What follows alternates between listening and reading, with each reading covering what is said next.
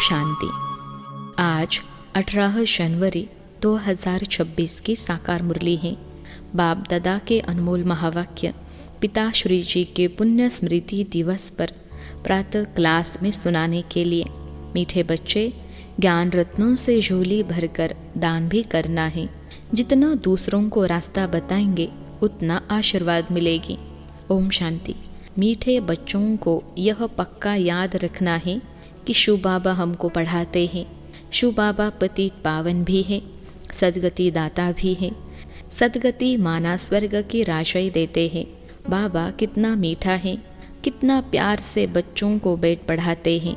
बाप दादा द्वारा हमको पढ़ाते हैं।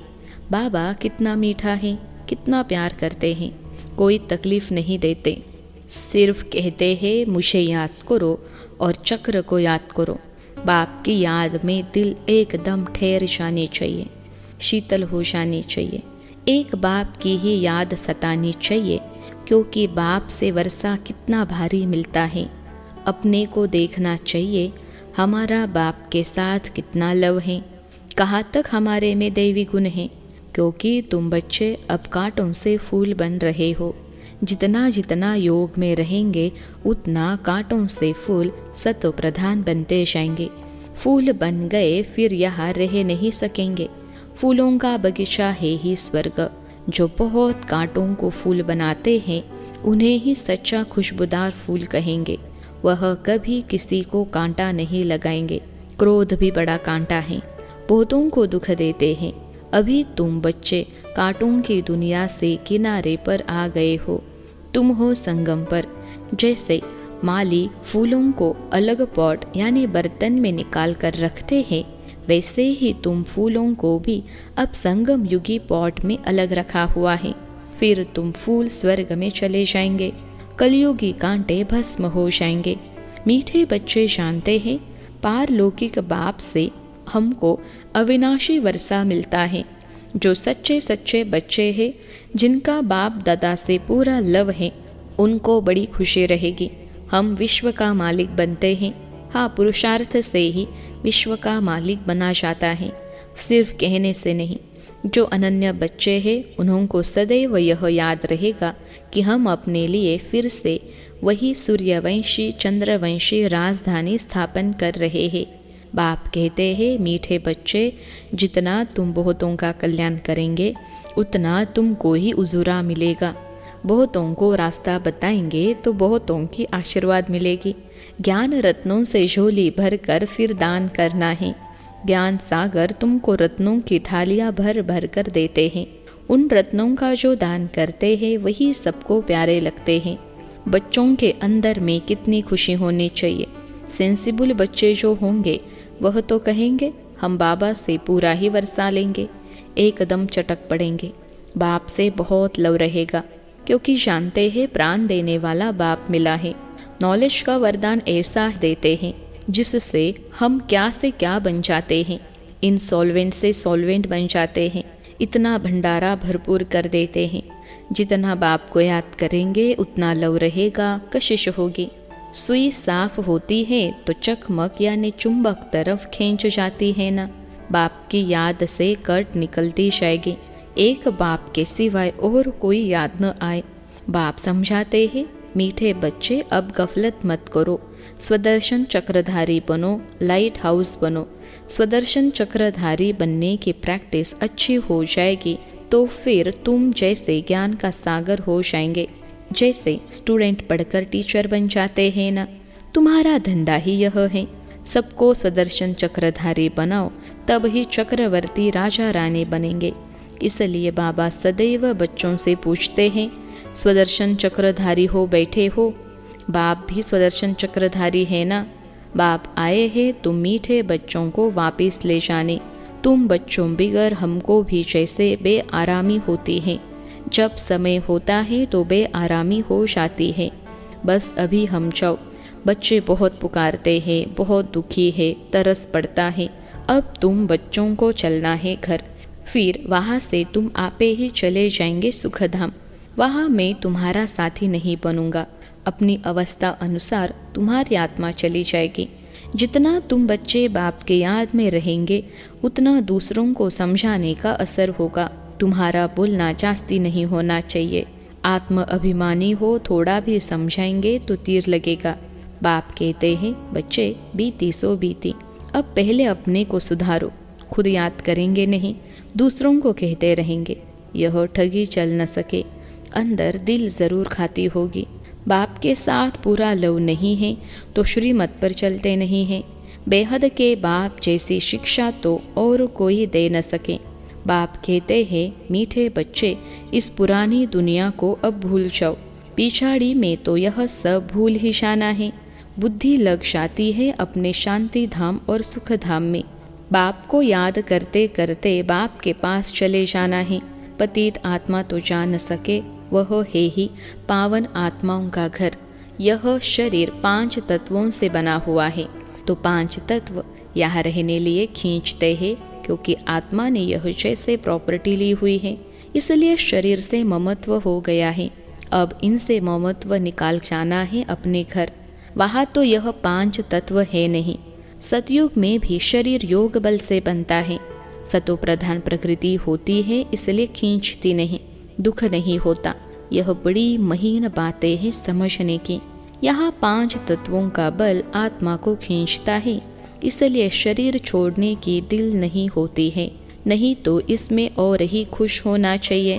पावन बन शरीर ऐसे छोड़ेंगे जैसे मक्खन से बाल।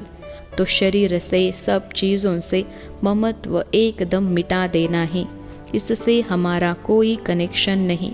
बस हम जाते हैं बाबा के पास। इस दुनिया से अपना बैगेज तैयार कर पहले से ही भेज दिया है। साथ में तो चल न सके, बाकी आत्माओं को जाना है। शरीर को भी यहाँ छोड़ देना है। बाबा ने नए शरीर का साक्षात्कार करा दिया है। हीरे जवाहरों के महल मिल जाएंगे। ऐसे सुख धाम में जाने के लिए कितनी मेहनत करनी चाहिए, थकना नहीं चाहिए। दिन रात बहुत कमाई करनी है। इसलिए बाबा कहते हैं नींद को जीतने वाले बच्चे माँ में कम याद करो और विचार सागर मंथन करो। ड्रामा के राज को बुद्धि में रखने से बुद्धि एकदम शीतल हो जाती है। जो महारथी बच्चे होंगे वह कब हिलेंगे नहीं। शिव बाबा को याद करेंगे तो वह संभाल भी करेंगे। बाप तुम बच्चों को दुख से छुड़ाकर शांति का दान देते हैं। तुमको भी शांति का दान देना है। तुम्हारी यह बेहद की शांति अर्थात योग बल दूसरों को भी एकदम शांत कर देंगे।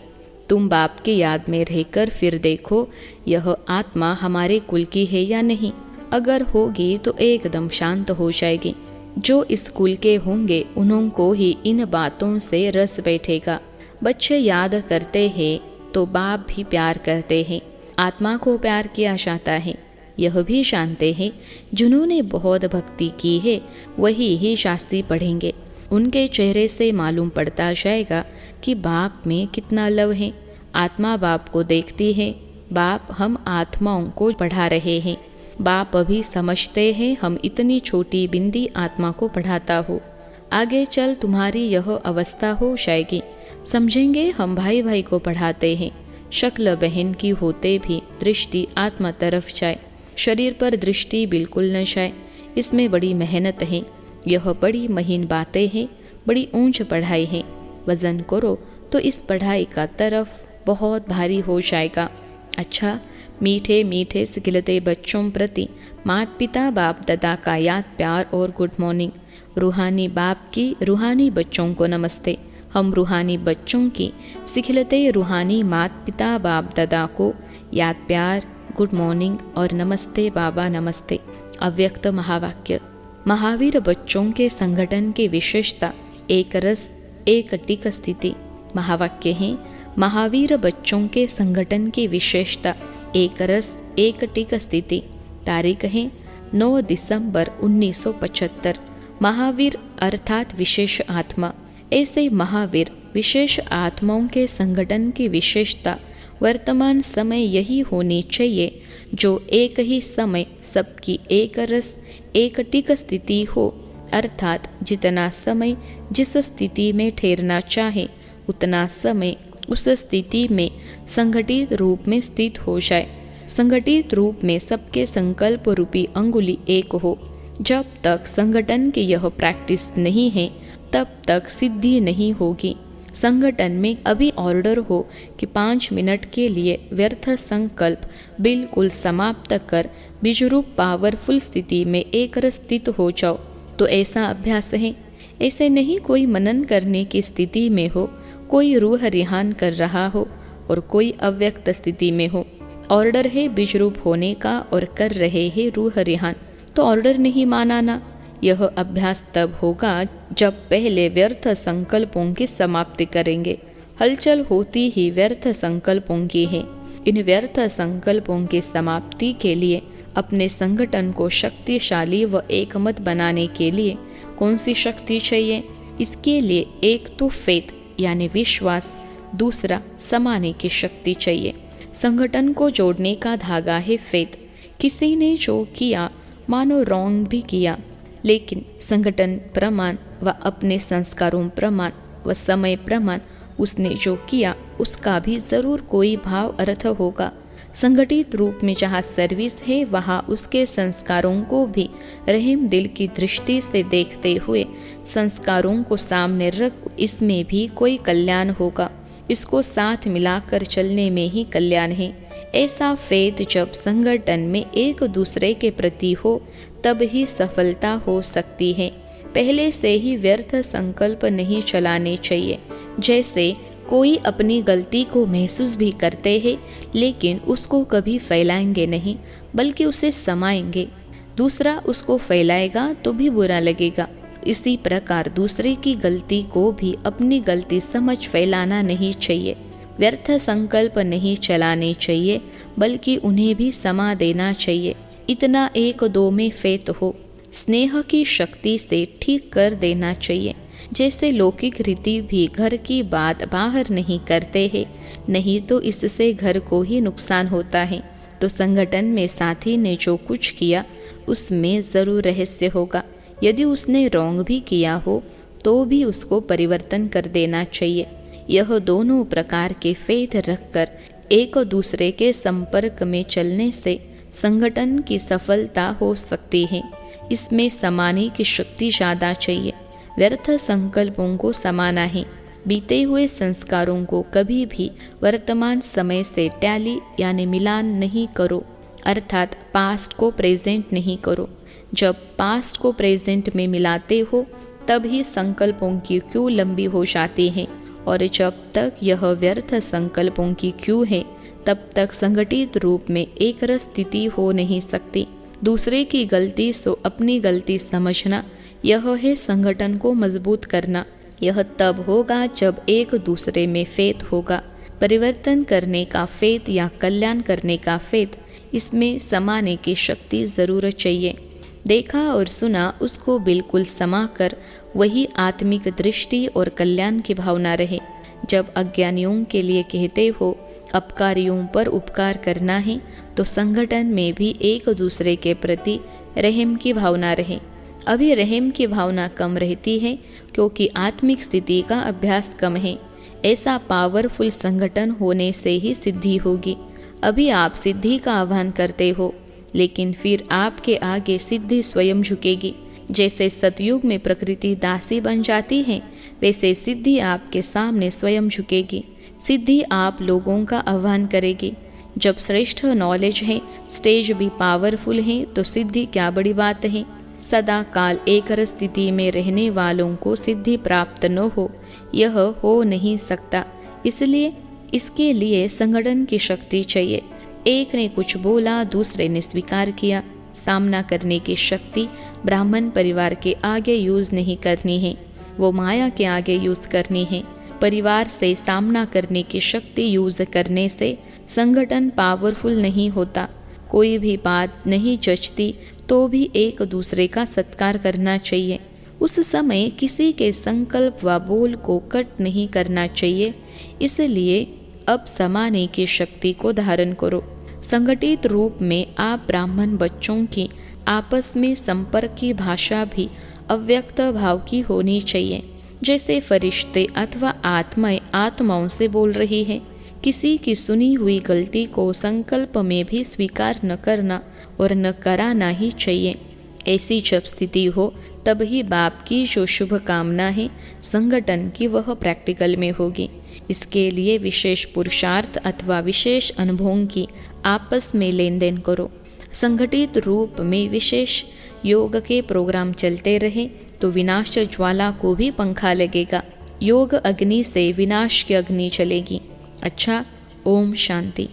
आज का वरदान है, व्यक्त में रहते अव्यक्त फरिश्ते रूप का साक्षात्कार कराने वाले सफ़ेद वस्त्रधारी और सफ़ेद लाइटधारी भव। व्यक्त में रहते अव्यक्त फरिश्ते रूप का साक्षात्कार कराने वाले सफ़ेद वस्त्रधारी और सफ़ेद लाइटधारी भव। विश्लेषण है, जैसे अभी चारों ओर यह आवाज़ फैल रहा है कि यह सफ़ेद वस्त्रधारी कौन है और कहाँ से आए हैं, ऐसे अब चारों ओर फरिश्ते रूप का साक्षात्कार कराओ। इसको कहा जाता है डबल सेवा का रूप। जैसे बादल चारों ओर छा जाते हैं, ऐसे चारों ओर फरिश्ते रूप से प्रकट हो जाओ। जहाँ भी देखे तो फरिश्ते ही नजर आए, लेकिन यह तब होगा जब शरीर से डिटैच होकर अंतवाहक शरीर से चक्र लगाने के अभ्यासी होंगे। मनसा पावरफुल होगी। आज का स्लोगन है, सर्व गुणों व सर्व शक्तियों के अधिकारी बनने के लिए आज्ञाकारी बनो। सर्व गुणों व सर्व शक्तियों के अधिकारी बनने के लिए आज्ञाकारी बनो। अव्यक्त इशारे इस अव्यक्ति मास में बंधन मुक्त रहे, जीवन मुक्त स्थिति का अनुभव करो। जैसे बाप सदा स्वतंत्र है, ऐसे बाप समान बनो। बाप दादा अब बच्चों को परतंत्र देख नहीं सकते। अगर स्वयं को स्वतंत्र नहीं कर सकते हो, स्वयं ही अपनी कमजोरियों में गिरते रहते हो, तो विश्व परिवर्तक कैसे बनेंगे। अब इस स्मृति को पढ़ाओ कि मैं मास्टर सर्वशक्तिवान हूँ। इससे सहज सर्व पिंजड़ों से मुक्त उड़ता पंछी बन जाएंगे।